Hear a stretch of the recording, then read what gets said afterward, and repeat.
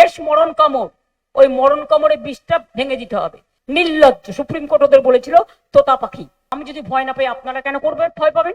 তিনটে কথা বলে যাব আমার সহকর্মীদের। এক হচ্ছে, ওরা পার্টি অফিসও চেক করতে পারে ওরা যে অবস্থায় গেছে, মানে শেষ মরণ কামড়, ওই মরণ কামড়ে বিষটা ভেঙে দিতে হবে। ওই কোনো ভ্যালু নেই, ইলেকশনের পরে জিরো।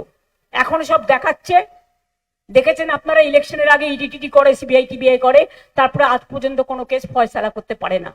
নির্লজ্জ, সুপ্রিম কোর্ট ওদের বলেছিল তোতা পাখি। আমি পরিষ্কার আপনাদের বলছি, কোনো ভয় পাওয়ার কারণ নেই। আমি যদি ভয় না পাই আপনারা কেন করবেন, ভয় পাবেন? দুই হচ্ছে, ইভিএম মেশিন 1000 যদি ভোট থাকে 1000 দেখে নিতে হবে। আপনাকে দেখে নিতে হবে ভিভিপ্যাট সহ আছে কিনা।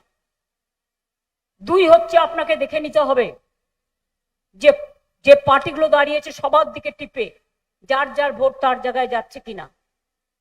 3 নম্বর হচ্ছে, ভোটের দিন আমাদের যেগুলো স্ট্রং হোল্ড, ওরা রিপোল করার জন্য অনেক বদমাইশি করবে। রিপোলের জন্য রেডি থাকতে হবে। ভালো করে ভোট করবেন, রিপোল করলে করবে যে মানুষ আমাকে আজকে ভোট দিয়েছে কালও দেবে, মানুষের অধিকার রক্ষা করার জন্য। দুই হচ্ছে, ওরা স্লো কাউন্টিং করবে। যদি কোনো মেশিন খারাপ হয়ে যায় সেই মেশিনে আর ভোট করতে দেবেন না, কারণ তাড়াহুড়ো করতে গিয়ে আমরা ভুল করি, ওখানে চিপ ঢুকিয়ে দেবে। চিপ ঢুকিয়ে দিয়ে আপনার ভোটটা যাতে বিজেপিতে পড়ে যায় সেটা ওরা করবে, সেটা করতে দেবেন না। নতুন মেশিন আসবে, মানুষকে হাত জোর করে বলবেন অনেক লাইনে দাঁড়িয়েছেন, একবার নিজেকে বাঁচানোর জন্য দাঁড়ান। মানুষ অপেক্ষা করবেন, এটা নিজের জন্য।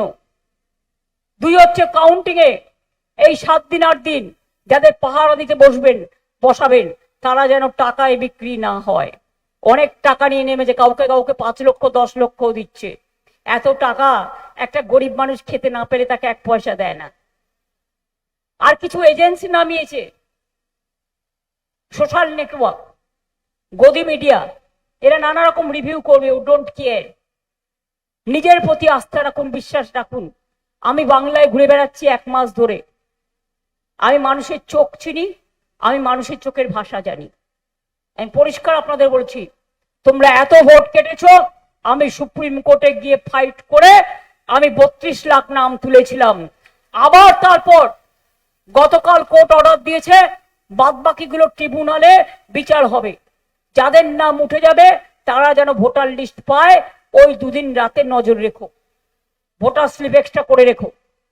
3 হচ্ছে, মনে রাখবেন এটা চালাকি, আপনাদের অ্যাকচুয়াল নাম কাটবে না, কিন্তু যাদের নাম আছে তাদেরও জেনে রাখুন, ডিলিমিটেশনের জন্য 7 লাখ ফর্ম জমা দিয়েছে, যাতে কারো নাম কাটতে না পারে আপনাদেরও এলাকায় দেখে নিতে হবে।